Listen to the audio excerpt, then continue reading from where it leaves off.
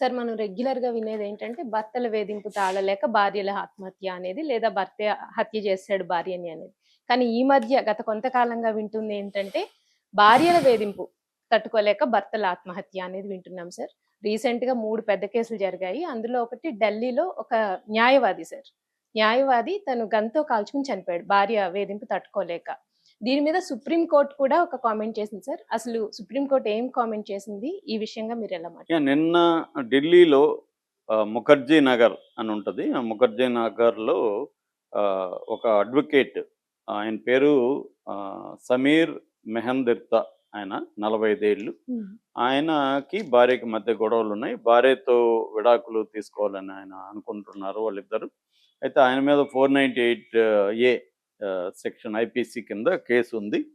ఆయన భార్యతో మాట్లాడుతున్నాడు, చాటింగ్ చేస్తున్నాడు ఈ విషయంలోనే. సడెన్‌గా ఆయన గన్ను తీసుకొని కాల్చుకొని చనిపోయారు. హుహు. ఇది ఇప్పుడు దేశవ్యాప్తంగా సంచలనం. ఎందుకంటే ఢిల్లీలో ఆయన అడ్వకేటు 'తీస్ హజారీ' కోర్ట్‌లో ఆయన ప్రాక్టీస్ చేస్తున్నాడు.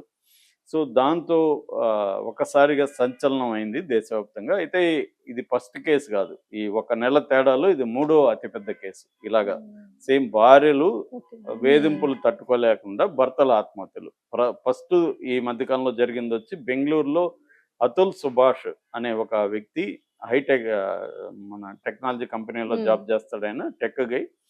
తను తన భార్య వేధిస్తుందని చెప్పి ఆయన దాదాపు 24 పేజీల లేఖను సుప్రీంకోర్టుకి రాశాడు. అట్లాగే 90 నిమిషాల వీడియోలో తన ఆవేదన అంతా చాలా డీటెయిల్‌గా ఆయన రికార్డ్ చేసి ఈ 498 చట్టం ఎంత ఘోరంగా ఉంది. నా మీద 9 కేసులు పెట్టించింది నా భార్య. అది కూడా ఉత్తరప్రదేశ్‌లో పెట్టించింది. హ్మ్. ఉత్తరప్రదేశ్‌కి నేను ప్రతిసారి వెళ్ళాలి. పోలీసులు వేధించారు. నన్ను, మా ఫ్యామిలీలని అరెస్ట్ చేశారు. మా అమ్మ, నాన్నని అరెస్ట్ చేశారు. మా బ్రదర్‌ని అరెస్ట్ చేశారు. హ్మ్. చివరికి ఆమెకి వాళ్ళ నాన్న మామూలుగా చనిపోతే కూడా ఆరోగ్య సమస్యలు చనిపోతే కూడా నా మీద హత్య కేసు పెట్టింది దాని మీద. వాళ్ళ నాన్నని నేను చంపినానని మర్డర్ కేసు పెట్టింది.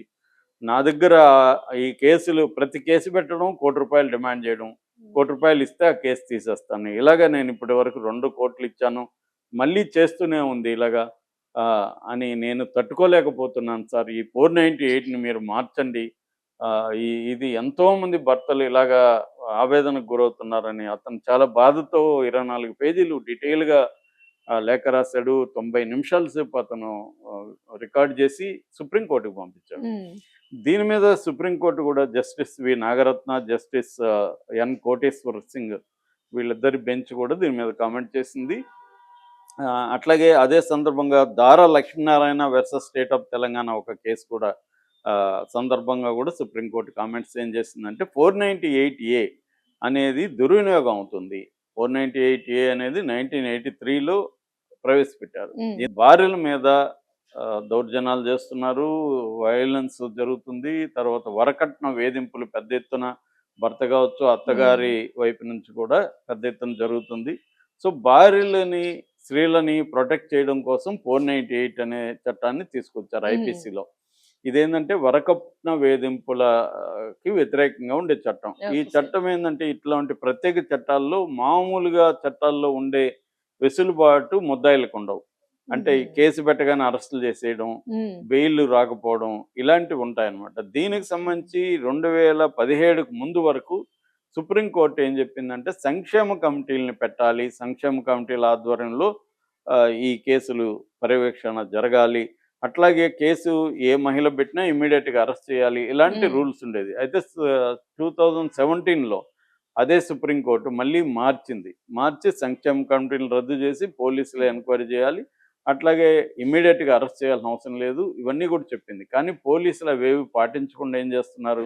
ఎవరైనా ఒక స్త్రీ కేసు పెట్టగానే తన భర్తను అరెస్ట్ చేస్తున్నాడని కేసు పెట్టగానే ఇమ్మీడియేట్‌గా భర్తను, వాళ్ళ వృద్ధులైన తల్లిదండ్రులని, వాళ్ళ బ్రదర్సో లేకపోతే సిస్టర్స్ ఉంటే ఫ్యామిలీని తీసుకెళ్ళి జైల్లో హ్మ్. పెట్టేస్తున్నారు. వాళ్ళ జీవితంలో ఎప్పుడూ జైలుకెళ్తామని కల్లో కూడా అనుకోని వాళ్ళు, వాళ్ళ తప్పుండొచ్చు, లేదా భార్యాభర్తల మధ్య ఇద్దరి వైపు ప్రాబ్లమ్స్ ఉండొచ్చు. అవును మామూలు సార్. గొడవలకు కూడా జరుగుతాయి. రెండోదేందంటే ఈ మధ్య కాలంలో డబ్బుల కోసం భార్యలు. హ్మ్. నేను నా అడ్వకేట్స్ ఫ్రెండ్స్ ఉన్నారు. చాలా కథలు చెప్తుంటారు నాకు. ఓకే. విడాకుల అడ్వకేట్లున్నారు. హ్మ్. వాళ్ళు ఒక్కోసారి వాళ్ళు చెప్పే కథలు చూస్తే మామూలుగా ఉండవు.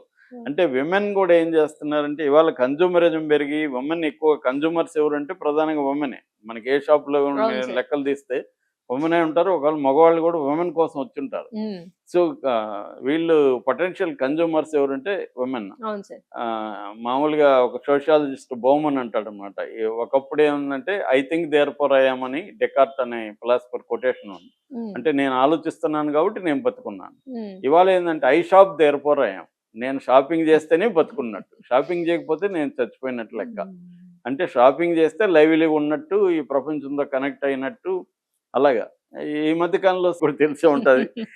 ఉమెన్ ఏంటంటే అవును సార్. ఒకసారి శారీ కడితే రెండోసారి కట్టరు, అవును సార్. ఎందుకంటే అది చూసేశారంట. ఉమ్, మొన్న ఉమ్, ఎవరో అడిగితే అప్పుడు మొన్నే ఉన్నారు కదంటే ఆల్రెడీ ఫోటో పెట్టాము, అది అందరూ చూసేశారు అవును కదా, సార్. ఇంక నేను దాన్ని కట్టను. ఇప్పుడు అందరూ ఫాలో అవుతున్నారు సార్ ఫాలో ఆ ట్రెండ్ అవుతున్నారు. అది. అంటే ఇదంతా కూడా కన్జ్యూమర్ ఇజం. దీనివల్ల ఉమ్, ఏమైందంటే ఈ వీళ్ళకి డబ్బులు ఎక్కడి నుంచి రావాలి? స్త్రీలకి వాళ్ళు జాబులు చేసినా కూడా సరిపోదు ఉమ్, కదా ఇంత. ఉమ్, దాంతో భర్తలు ఎక్కువ సంపాదించే వాళ్ళు ఉన్నారనుకో, వాళ్ళతో గొడవలు వచ్చినప్పుడు వాళ్ళ మీద కేసులు పెట్టి, ఆ భర్తకి ఏమైనా ఆస్తులు ఉంటే ఉమ్, దాన్ని లాగడం కోసం 498 కింద కేసు పెట్టేయడం. భర్త నన్ను హరాస్ చేస్తున్నాడు, కొట్టాడు అని ఉమ్, కేసు పెట్టేయి. ఉమ్, దీనికి సాక్ష్యం ఉంది, భర్త కొట్టాడా లేదా ఎలా తెలియదు. కానీ తేలే లోపల ఏం చేస్తున్నారు, హరాస్మెంట్ స్టార్ట్ అయిపోతుంది. పోలీసులు ఉమ్, ఎంటర్ ఉమ్, అయిపోవడం, వాళ్ళని తీసుకొచ్చి అరెస్టులు చేసేయడం. దీంతో ఇది ఎందుకు చేస్తారంటే డబ్బుల కోసం. నాకోటి ఇప్పుడు అదే కదా అవును అతుల్ సార్. సుభాష్ ఆ, చెప్పింది అదే. ఇప్పుడు అదే.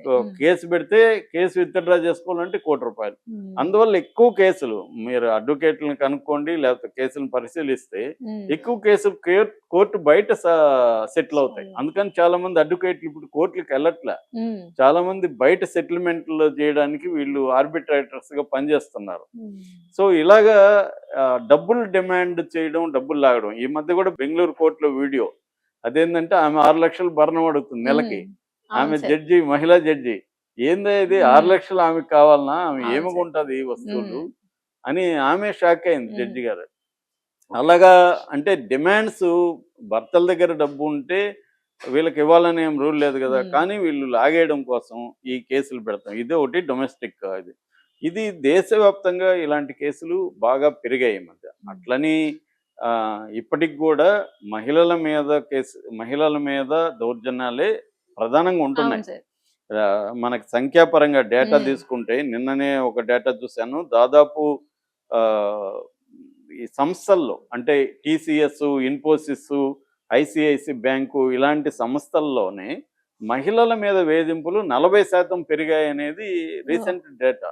రీసెంట్గా ఇప్పుడు ఉమ్, 2024 అయిపోయింది కాబట్టి క్రైమ్ క్రైమ్ డేటా బయట పెట్టారు కదా. ఉమ్, మహిళల మీద ప్రతి రాష్ట్రంలో, తెలంగాణలో కూడా మహిళల మీద దాడులు పెరిగాయి. దాడులు కావచ్చు, దౌర్జన్యాలు కావచ్చు, ఉమ్, అవి ఒక పక్క బాగా పెరుగుతున్నాయి. ఉమ్, అయితే రివర్స్లో మహిళలు కూడా క్రైమ్లోకి బాగా ఎంటర్ అవుతున్నారు ఈ ఉమ్, మధ్య. అది కూడా మేబీ ఉమెన్ ఎంపవర్మెంట్లో ఉమ్, భాగంగా స్త్రీలు కూడా ఇప్పుడు ఏంటంటే స్త్రీలకి డబ్బులు వచ్చాయి, స్త్రీలు సంపాదిస్తున్నారు, కేసులు పెట్టిన పోలీసుల్ని మేనేజ్ చేసుకోగలిగిన పరిస్థితి ఉంది. రెండోది ఫైనాన్షియల్ ఇండిపెండెన్స్ వచ్చింది ఉమెన్కి కూడా. ఉమ్, కొంత ధైర్యంగా మాట్లాడడం, మీడియా సపోర్టు, చట్టాలు కూడా స్త్రీలకు అనుకూలమైన పోక్సో చట్టం ఒకటి ఉంది.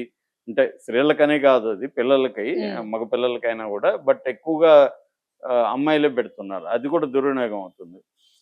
అట్లాగే 69 అని బిఎన్ఎస్ కొత్త చట్టం 69 ఏంటంటే ఒక మహిళతో కాపురం చేసి పెళ్లి చేసుకున్నాడా చేసుకోలేదనేది పక్కన పెడితే వాళ్ళిద్దరు కలిసి ఒక ఉమ్, 2 ఏళ్ళు 3 ఏళ్ళు ఉన్నాక ఈ అమ్మాయి వెళ్ళి ఇతను నాకు ఫాల్స్ ప్రామిసెస్ ఇచ్చి నాతో కలిసి ఉన్నాడు, ఆ ప్రామిసెస్ నెరవేర్చలేదు. ఉమ్. ప్రామిసెస్ ఏమన్నా కావచ్చు, ఉద్యోగం ఇస్తానని కావచ్చు, పెళ్లి చేసుకుంటాను